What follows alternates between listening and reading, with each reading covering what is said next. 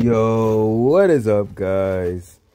It's Bankrupt Dope, back with another video, and today we're back on Starwell. You already know. I hope you're having a good day today, and if you're not having a good day, I hope your day gets better. You already know the drill.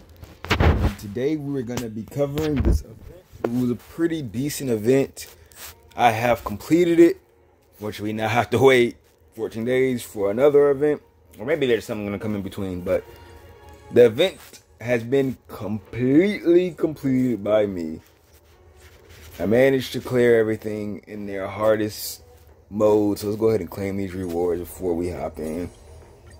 It was tough, I'm not gonna lie. I had to run them a couple times and find the right team and the right perks. So the perks are already set up, and I'm going to go ahead and like show y'all the team. So I'm gonna cut really quick to, we're gonna go straight to this one, the stage 4. So I'm gonna go figure out what team I had, and we're gonna go ahead and run this really quick and then talk about it. Okay, and we're back. Fortunately, I didn't even realize that it already has the team set. So here we are. Let me just make sure that that is the team. Yeah, okay. Already has the team set. This is the team that we have. This is the team we're gonna run, and we're gonna run it one more time. Let me show the perks before I actually go in. These are the perks that I ran to beat it. I have the increased follow-up attack, the increased ally crit rate, and then advance the next action by 20%, and then 50% extra points for follow-ups. And so, you know, we have 3 people that activate follow-ups, and we're going to run it, and we're going to auto it because it gives me a chance to talk. And just truth be told, my brain is too little to run this completely on my own. Like, I tend to take over towards the end. Like, I just let this part do what it does because I don't think it really matters. Like, I could probably figure out on my own, but I'm just too lazy to do it. I think it has something to do with like these not being my character, because like when I run for example, when I'm a Memory of Chaos or Forgotten Hall, like I don't dare ever click the auto button. Like, I play that all the way out myself. But for this, I guess since I am using these trial characters, and you know, and I'm being buffed, it's something about being buffed that I like the auto button, because it's like, it's not my skill fully. Like, it's not really my characters at the normal potential. So I kind of like, I don't mind autoing. Like, I click the buttons, like I don't care. I just people say, oh, you're not playing the game. The game is playing itself. And I'm like, and that is very true, but I'm not using my characters at their normal potential to beat this. I'm using trial characters with buffs. So I don't care to auto because it's not their normal, like, you know, this isn't my character's normal potential anyway. So I don't mind playing it like this. So here we go. It took me, like I said, it took me a couple runs to figure out how to do this. And this is the team that I ended up having to run it with. Blade is really there because he also can trigger up the follow-up attacks. Even though they don't trigger it very often, he still gets some follow-up attacks in. So that's all that matters, that he will get them at some point, and when he does, he's giving a lot of extra damage. And that's all we care about. So Himiko's gonna attack, but unfortunately she's not gonna do anything else. And this is where like the run starts to slow down, because you just have to take time to hit these people. Fortunately, he spawns these people in, and they do count as points when they are killed. So that does work out in a way. That was a lot of unnecessary damage. We would have preferred that counter to be on Blade, obviously, but it is what it is. So here comes Himiko, follow up, does some good damage. Pop this ult. And we're at the 50k, but then they raised the cap to 60. But just like that, we're already at 55. So chances are we will make the cap. This is where you're gonna freeze. So if you get to this point where you're like, dang, I'm wasting a lot of turns, it's okay. You're supposed to, it's gonna pop the ult on that. Man, I hate, sometimes it just doesn't use the brain in the best way, but you're supposed to be stuck on that. Don't worry, because once you do that, you get to this part, and as you can see, we start running through and getting a lot of damage off it. But they are a lot tankier once you get to that person, because where normally the 2 follow-ups would end it, it didn't end it this time. I think we're still safe to hit the 6k, I'm pretty sure. Oh yeah, we're definitely getting the follow-up attack with this. That's a lot of damage. Free heal. And we get another follow-up. Yep, that's done for. Sorry, I always forget to touch the screen. And just like that, we hit the 6k. So like Blade, I guess he really isn't doing that much. I honestly could bring like a buffer in that last slot to make Herta and Himiko do more maybe. But maybe Blade is doing enough. I'm not sure. I wish there was like a result tab to show you how much damage was put out between all your characters. Because I would love to know how much he's actually doing in this specific event. Because I'm not sure if he's honestly doing that much to help me out. I can't really tell. Oh, why didn't they use a skill? I'm very confused why they decided to not use a skill there. Okay, now that's an old pop. We should be able to clear this wave? Question mark? No, we still didn't clear. Okay, I was about to say, hopefully Himiko kills them so that she can get her follow-up. Are we going to kill this Trotter? Or is he really just living?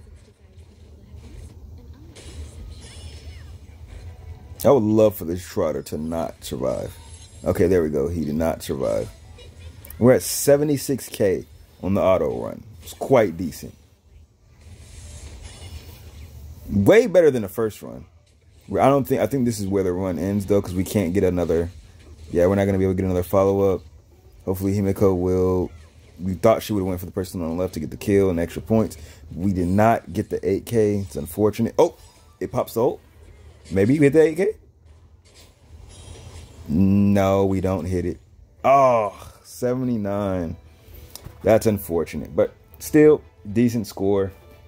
It's definitely doable. It is kind of tricky, but it is doable. So that's stage 4. Here's the stage 5 team setup. We have the life death, like the part 1. So 55%. When your HP reduces, so that's nice for Blade. Eyes crit rate, just so everybody's critting more often. Crit damage when you receive the heal, and they all receive the heal, not off the end of the turn, because that's the bottom one there. Probably would work better, but I don't use it anyway. Then 50%, because I think I have Sela on this team, so we have the crit damage and crit rate. And then team setup, yeah, Sela is on the team. Excuse me, Bronya does pull Sela instead of Blade.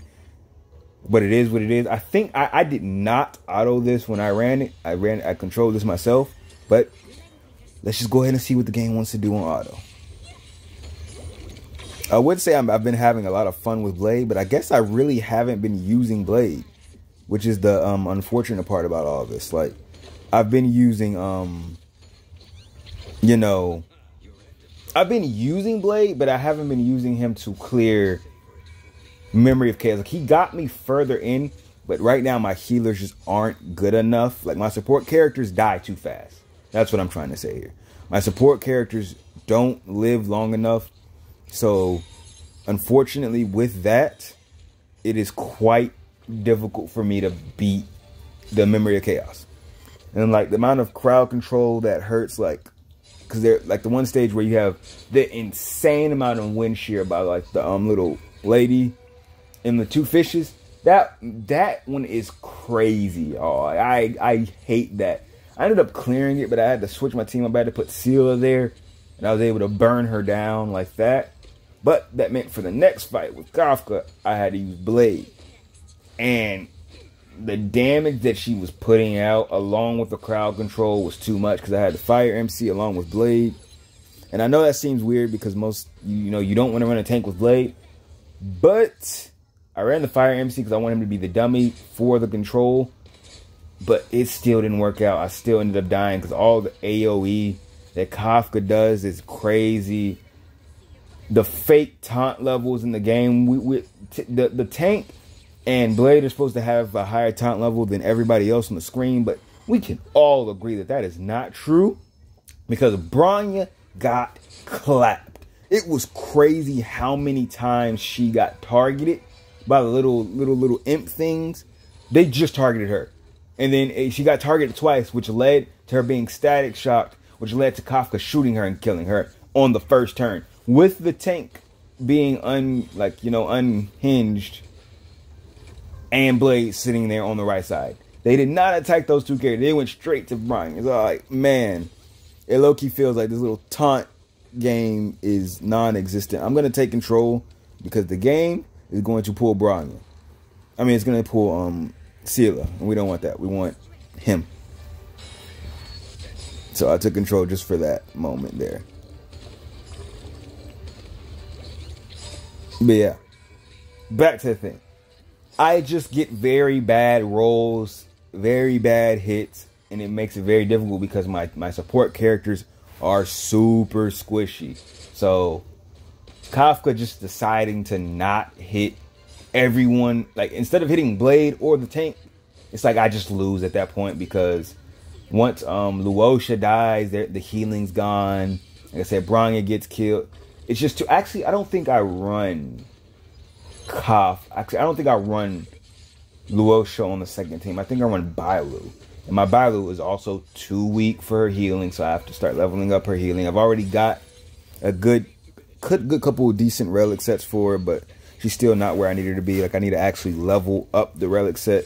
But I'm going to stop this because it's going to try to activate. And we're not doing that foolishness. So we're going to attack here. Do we believe in the crit or are we going to waste? We'll do this just in case. I don't trust it. Alright, I will now let the game take control again. Sometimes it just uses bad decision making, and I can tell you that the game would have popped an ult to kill that last little fishy. We ain't doing that. Other than that, I let the game do what it does. Hopefully it'll hit that 60k. We're at 40. No, I thought that was 40k. She ulted that fish with no health. Oh, I'll never understand though. Like, man, I wish the ult, like, timing was better. But hey, I'm giving control to the AI, so I can't complain too much, can I? Right? It's like, what are you gonna do? Is she gonna hit the trotter with that? No shot. She hit the trotter. Okay, that is the smart play. Guess what? She brings Bronya back, and now she smacks the trotter and gets all else back. That's how it is. So yeah, this event was decent. At the end of the day, like I said, this is just chatting time right now. It's really just a big old talk. We'll just chop this up. So this event was fun. I did enjoy it. It's definitely a little challenging. It was a little bit, like I said, it's on the artificial side. Like, I'm sure you can try to take off the perks and not use the featured characters, but it low-key might be a little impossible. Like, obviously people are gonna try it. Like, sure, somebody with the best version of the characters might be able to clear it without putting on the buffs, but for the most part, the normal community, we're not gonna be able to beat this without the featured characters. Because I'll admit, that stage with Sampo and everything was insanely difficult to do. Me not having any damage over time characters made that very difficult. Like, I had to rely completely on those two, and I just had to pray. It's like hopefully we can get it done. Are we on the last turn? Okay, we still have one more turn. I'm about to say, do we still have enough time to make 60? Blade's gonna go one more time. Oh, nope. Scylla said, forget you, Blade. My turn. That's why we love Scylla, right? Like, can we agree that Scylla is just a GOAT character? Like, I've seen we need to kill the Trotter. I think the game is smart enough to kill the Trotter. I think this might kill the Trotter, though, right here. Does this kill? No, it does not kill the Trotter. I'm going to take control for a second. Hear me out. The reason we took control, because we're going to get our ult with this. Now, with getting that ult, we don't care about the sanction mode. We do care. How about I made a mistake? We do care about the sanction mode. Oh, crap. We kill Trotter now. I was going to pop a fishy. We're just gonna give it back to the game because I feel like might have made a mistake, but I knew what the way it was gonna do, and I didn't want to proc the resurgent. I didn't want to proc without getting a second ult. I'd rather take two ults. Here we're just trying to get little baby damage to get us over the win. We're trying to get the. Did it just pop a fishy with no health? Don't you dare hit him again. It's okay. No. Bronya actually won't. Bronya will not bring him back. And I think it's more valuable to bring him back. Once we crit with Seal, we're bringing them back. Forget. We kill the fishy here, but and we pop this ult. We kill this fishy here, and that is as much as we can do. Not the high score. Last time we got 60, but then last time I did control it myself. But it is what it is. And on to the last one. We got 81k on auto. I'm not sure how this even happened, but we pulled 81k on auto. So we're going to auto it one more time.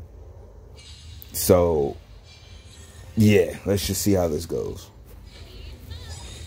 Like, I really don't know how we pulled out such a high number, because this crap was hard. Because it's like, I just don't have, I have no control. I don't know the DOT meta. Like, I don't run it ever. So my thought process for this is very just not it. Now, based off of how much damage they were taking, okay, like I said, I think I did say it in the video when I first made it about like Kafka should you summon for, and I'm all like, if you have a damage over time characters built, I think she can be great, but if you don't, she's gonna stink, because you're gonna waste a lot of resources trying to build up your Sampo and all that stuff. And if you don't have them built, you won't have them built when she comes out. Like, if you try to build them when she comes out, you'll just be spending that entire time period just building the characters. You're not going to be playing with them because they'll be too weak.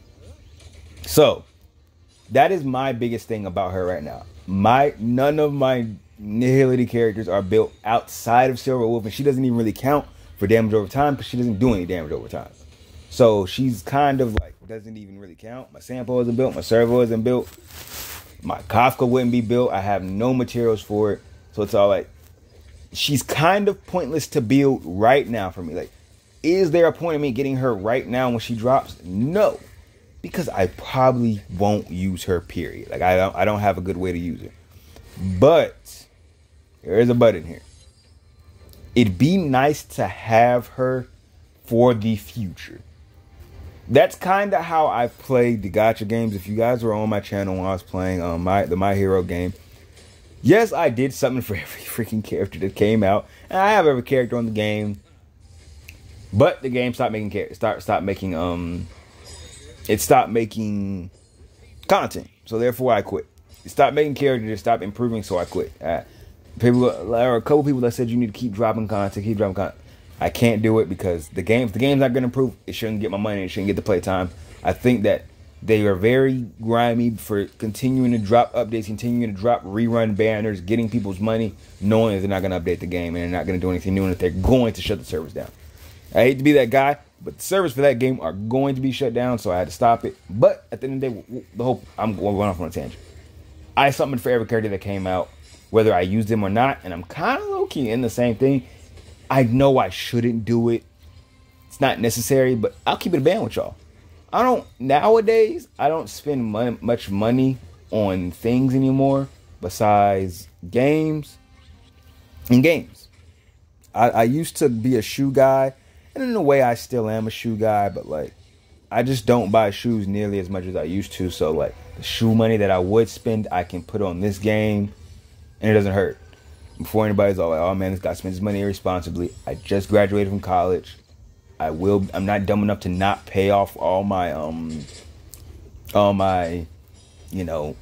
bills that I have, and I'm smart enough to still have a savings and pay the bills of rent. So it's like, before anybody's like, wow, you're just wasting money on Star Rail. No, not necessarily wasting, because I have the money to spend, so I'm not really wasting anything. It is all within my means, so there is no wasting. And there it is, new record, 87,000. Great score to end on. So yeah, maybe I will summon for Kafka. The whole thing was just to say I might summon for Kafka, even though I don't necessarily need her. Might get her just to have her. You might say, oh, it's just a waste of money, because chances are probably rather use money. But like, you know, you do what brings you joy. It's not hurting my pocket, so therefore I can do it because it's not hurting me. If it was hurting my pocket, I would not do it. That is a big thing in the gacha community. If it hurts you to get the things and to spend money on the game, then you probably should not do it. If it affects you in a negative way, don't do it. It is dumb. Don't do it. Once again, if you cannot support it, don't do it. It's dumb. So yeah. But there we go. Just want to show you guys what I did, how I beat it. I autoed them all the way through, and I got the scores except on the one stage. I have to auto that a couple more times, and eventually it'll work out. You can just click auto till you win, honestly. But we got all these. And we're going to go ahead and confirm the story. I'm not reading that whole story right now. I'm sorry, I'm not doing that. This video is way too long anyway. So we're going to go ahead and confirm. We got this Legend of the Trailblazer. There's our story. It is built. We'll read that in a different video. We ain't reading right now because it's the longest video on Star Wars I've ever had. Because I just ran all these events. And just like that, we have complete the entire new event. So use the limited time characters if you have to. Do what you gotta do to complete it.